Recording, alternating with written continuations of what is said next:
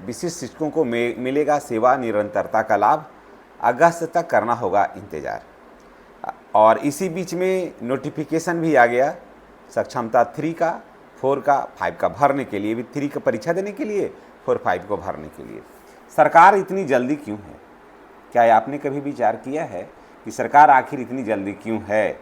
पहले 3 का ले लेता, फिर रिजल्ट देता, फिर नियुक्ति करवाता, उसके बाद फिर वेतन रिलीज करता, उसके बाद 4 का निकालता आवेदन भरने के लिए, फिर लोग परीक्षा देते, पास होते, विद्यालय में नियुक्ति करवाया जाता, फिर पेमेंट रिलीज किया जाता। ये सब नहीं हो कि दनादन आखिर क्यों हो रहा है? क्या आपने कभी सोचा है? क्या आपने कभी विचार किया है? इसके पीछे की एक कहानी आपको मैं बता दूं। इसके पीछे की एक बहुत बड़ी कहानी है, आप भी जानते होंगे, थोड़ा याद कर लीजिएगा। अगर आप विस्मृत हो गए हैं तो उसको स्मृति में आप ले आइए कि EPFO ने लिखा है गवर्नमेंट को कि आपको EPF का जो लाभ है कर्मचारियों को नियुक्ति तिथि से देना होगा। समझ गए? जितने भी कर्मचारी हैं जो EPF से आच्छादित हैं, उन सभी को नियुक्ति तिथि से EPF का लाभ मिलना चाहिए। समझ गए? एकदम साफ लिखा है लेटर को बिहार गवर्नमेंट को। अब सरकार ये सोच रही है कि जब लोग इतने बड़े पैमाने पर रहेंगे तो बहुत बड़ा वित्तीय बोझ पड़ेगा हम पर, तो क्यों नहीं नियोजित शिक्षक का जो कैडर है उसको समाप्त कर दिया जाए, सभी को दे दिया जाए, भेज दिया जाए नियोजित से विशिष्ट शिक्षक के तौर पर, ताकि न लोग रहेंगे न हमको सेवा तिथि से, नियुक्ति तिथि से इसको लाभ देना होगा। ये एक बहुत बड़ी मंशा है। फिर दूसरी बात है कि नियोजित शिक्षकों को स्नातक ग्रेड में प्रोन्नति देना है, तो स्नातक ग्रेड में अगर प्रोन्नति मिलती है या मिलेगी ही तो फिर सरकार के ऊपर फिर वित्तीय बोझ पड़ेगा। तो भी सरकार फिर चाहती है कि इनको यहाँ से फिर हटा करके विशिष्ट शिक्षक बनाया जाए। कालबद्ध प्रोन्नति भी दिया जाना है नियोजित शिक्षकों को। अब कार्यक्रम की बहुत समय हो रहा है, यहाँ पर भी सरकार नहीं चाहती है ये चीज़। और उसके बाद प्रधानाध्यापक के पद पर, प्रधान शिक्षक के पद पर नियोजित शिक्षकों को प्रमोशन भी करना है, और यही सरकार नहीं चाहती है। सोचती है कि नहीं, यहाँ से इनको हटा दिया जाए ताकि इनको देना ही नहीं पड़े। और वहाँ क्या है होगा विशिष्ट शिक्षक वाला में कि 8 वर्ष होगा तब न देना होगा प्रमोशन, तब न स्नातक ग्रेड में प्रोन्नति मिलेगी। अभी तो नहीं मिलेगी। EPF का लाभ उसमें तो है ही नहीं, NPS में चले गए। अब फिर मिलेगा कितना वहाँ? 1500, 1800, 2000, 3000 रुपया हार्डली। तो सरकार यहाँ भी बच जाएगी। तो ये सब बातें जो है वो सरकार चाह रही है कि यहाँ से हटा के इस कैडर को समाप्त कर दिया जाए। नए जाएंगे, जब फिर 8 साल होगा तब ना होगा। 8 साल जब पूरेगा तब देखा जाएगा, तब नीतीश कुमार रहेंगे। माननीय नीतीश कुमार तो उस समय मुख्यमंत्री बनेंगे नहीं, फिर जो होगा तो देखा जाएगा। 8 वर्ष होगा तब ना। फिर वहाँ भी प्रमोशन देने की बात होगी तो कहेगा कि रिक्ति रहेगा तब। तो रिक्ति जब होगा तो देखा जाएगा। प्रमोशन वहाँ भी होगा, जैसे अभी नियोजित शिक्षक को यहाँ मिलेगा वैसे ही विशिष्ट शिक्षकों को वहाँ मिलेगा, लेकिन ये रिक्ति रहेगी तब ना। तो 8 साल तो आपको वेट करना होगा। फिर है कि 8वें वेतन का लाभ। सबको पता है कि विशिष्ट शिक्षकों को 8वें वेतन का लाभ वहाँ पर नहीं मिलने वाला है अभी फ़िलहाल जैसा स्थिति है। जब नहीं मिलेगा, कारण कि अभी 2 वर्ष वो प्रोबेशन पीरियड में है और नियोजित शिक्षकों को मिलने वाला है। तो सरकार चाहती है कि यहाँ पर तो काफ़ी ज़्यादा कर्मचारियों के ऊपर खर्च होगा, और सरकार जो है बेतहाशा अपना अंधाधुंध जो है वैकेंसियाँ ला रही है सभी विभाग में, शिक्षा विभाग क्या सभी विभाग में। सरकार के ऊपर वित्तीय बोझ बढ़ रहा है। सरकार आनन फानन में आप देख रहे होंगे कि एक कुछ भी समझे कुछ भी बुझे हर वैकेंसियाँ ला रही है। उसमें बिहार के बच्चों को उतना बेनिफिट नहीं हो रहा है जितना होना चाहिए। वैकेंसी ला रही है, अच्छी बात है, लेकिन सब गलत तरीके से। पहले के पाठक थे, जितना भी नाजायज़ काम हुआ, जितना भी अंधाधुंध बहाली हुई, 82% नंबर जो था वो बिहार के बच्चों के लिए था। सीटेड में UP के बच्चे लोग आ गए 82% नंबर पर। आप सोचिए कि कैसा सिस्टम है कि उसको पता नहीं चला कि बाहर के बच्चों को 82% पर नहीं लेना है, और सब ले लिया यूपी के लड़कियों को। सोचिए, हरियाणा की लड़कियों को 82% पर ले लिया, क्योंकि के पाठक वहीं के थे। समझ गए?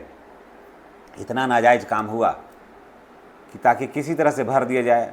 और लोगों ने तो साफ कहा कि बिहार में योग्य शिक्षक ही नहीं है, इसलिए शिक्षकों को बाहर से लाना हमारी मजबूरी बन गई है। बिहार में जब योग्य शिक्षक है नहीं, बिहार में योग्य व्यक्ति है नहीं, तो ऐसे लोगों को वोट देने से फ़ायदा क्या है? क्यों दें वोट? ऐसे लोगों को वोट देने से क्या फ़ायदा है?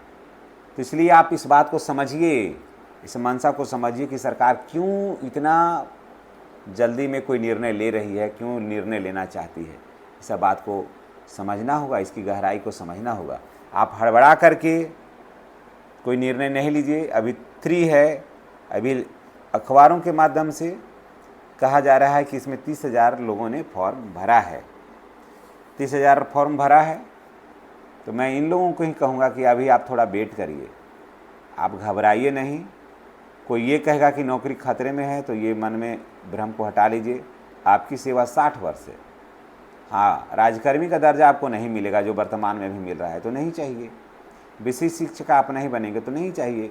जो वर्तमान में लाभ मिल रहा था आज भी मिलेगा और आने वाला कल में भी मिलेगा। फिर बुराई क्या है? अपने घर के पास रहिए, काम करिए, ईमानदारी से काम करिए, समय से जाइए, समय से आइए ड्यूटी में, कोई कोताही मत बरतिए। तो ये सब बात को सोचना होगा, और आपको अपने कैडर में बने रहिए। हर तरह का सुविधा, हर तरह का लाभ जो है ना, इसी में रह कर के मिलेगा। आपको कहीं जाने की ज़रूरत नहीं है। जब ये सब चीज़ यही मिल रहा है तो आपको दर दर की ठोकरें खाने से फ़ायदा क्या है? अब जब सोचिए कि 1 हो गया, 2 हो गया, 3 होने वाला है, तो अभी तक हमारे शिक्षक भाई बहनों को 35,000 रुपया पर, 50,000 रुपया की जगह 35,000 रुपये पर ला के अटका दिया है। देना है तो पहले उनको दे दीजिए ना। पहले परीक्षा होने से पहले उनको वेतन रिलीज हो जाता, बढ़ा हुआ वेतन, ए बिथेरियर, तब ना हम मानते। और अभी सिर्फ बोल रहे हैं, घोषणा कर रहे हैं हमारे शिक्षक भाई बहनों के लिए कुछ नहीं। तो इसलिए जितने भी शिक्षक हैं, नियोजित शिक्षक हैं, वो जान लीजिए कि आपको नियुक्ति तिथि से मिलने जा रहा है एपीएफ का लाभ। 1, स्नातक ग्रेड में प्रोन्नति। 2, कालवत प्रोन्नति। 3, 8वें वेतन का लाभ। 4, और प्रमोशन मिलेगा प्रधानाध्यापक के पद पर। तो सब तो यही मिल रहा है, और वहाँ क्या मिल रहा है? कुछ नहीं। अगर मिलेगा भी तो यही मिलेगा, तो फिर जाने से फ़ायदा क्या है? जाने से तो कहीं कोई फ़ायदा दूर दूर तक नज़र नहीं आ रहा है। और फिर कुछ लोग ये सोच रहे हैं कि विशिष्ट शिक्षक बन गए हैं और अपने विद्यालय में ही बने हुए हैं, चलो ये ठीक है। तो इतना आप जान लीजिए कि आपको अपने विद्यालय में बने रहने के लिए सक्षमता नहीं हुआ है। आप अपने विद्यालय में नहीं रहिएगा। आप जिला कैडर के हैं, बजरीगंज वाले जाएंगे बांके बाज़ार, अब बांके वाले बाज़ार वाले जाएंगे मोहड़ा, अब मोहड़ा वाले जाएंगे सिरघाटी, और डोभी वाले जो हैं वो जाएंगे बथानी। समझ गए? अब बथानी वाले जो हैं वो जाएंगे टेकारी। ये ऐसे जाना होगा, ये आपकी मजबूरी है। समझ गए? ये आपके चाहने नहीं चाहने से नहीं होगा। और उसमें सभी एक ही कैडर में होंगे, किसी को भी कहीं भी कर देगा। समझ गए? इसलिए बाद में आपको रोने गाने का भी जगह नहीं मिलेगा। और अभी तो चुनावी वर्ष है ना, इसलिए सरकार सोच रही कि ऐसा भी कोई काम नहीं करें जिससे कि उसका वोट गड़बड़ा जाए। आप वोट दीजिएगा कि नहीं दीजिएगा तो ये आप जानिए, लेकिन सरकार सोच रही है कि इन लोगों को हमने विशिष्ट बनाया है तो ये लोग वोट देंगे। बाकी तो वोट बिहार में जो है वो काम पर थोड़ी कोई देता है, यहाँ तो वोट मिलता है जात पर। तो बिहार में तो विकास और काम के नाम पर तो बहुत ही कम वोट देते हैं, मात्र 5% वोट देते हैं, बाकी तो वोट देते हैं जात के नाम पर। तो यहाँ सरकार ये जानती है, ये चाहती है कि ये भी यहाँ पर रहने दीजिए इन लोग को, उसके बाद चुनाव के बाद इन लोगों को यहाँ से चेंज कर दिया जाएगा। इसलिए जो मन में ये पाल रखे हैं कि हम अपने विद्यालय में ही दे भी दिए, शिक्षक बन भी गए, अपने ही विद्यालय में रह जाएंगे, तो ये गलतफहमियाँ आप मत पाल के रखिए। आप नहीं रहने वाले हैं, आपको रहने का मौका नहीं मिलेगा। इसलिए मैं तमाम नियोजित शिक्षक भाई बहनों से यही कहूँगा कि आप जहाँ हैं वहीं रहिए, यहाँ रहने में भी कोई बुराई नहीं है। हाँ, जिनको विशिष्ट शिक्षक बनने का शौक़ है वो जाएँ, और जो चाहते हैं कि अभी सब कुछ ठीक है तो आपको नियोजित शिक्षक बने रहने में ही भलाई है, 100% भलाई है। इन्हीं बातों के साथ हम आपसे विदा लेते हैं, इस उम्मीद, इस भरोसे, इस विश्वास के साथ कि आप कोई भी निर्णय लेंगे तो सोच समझ के निर्णय लेंगे, किसी के कहने पर, किसी के बहकाने पर निर्णय नहीं लेंगे। हाँ, अगर हमारी बात अच्छी लगी है तो लाइक बटन दबाइए और वीडियो को शेयर करिए। आप अपने तरफ से एक नियोजित शिक्षक हैं तो इस बात को और लोगों तक पहुंचाइए। अगर बात अच्छी नहीं लगी है तो वीडियो को बंद करिए और आप अपना काम देखिए। इन्हीं बातों के साथ मैं आपसे विदा लेता हूं। आने वाला कल आपका सुखद, सुखमय और मंगलमय हो। जो मेरी बात से सहमत हैं वो चैनल को सब्सक्राइब करना नहीं भूलेंगे। धन्यवाद। बाकी आपकी मर्जी।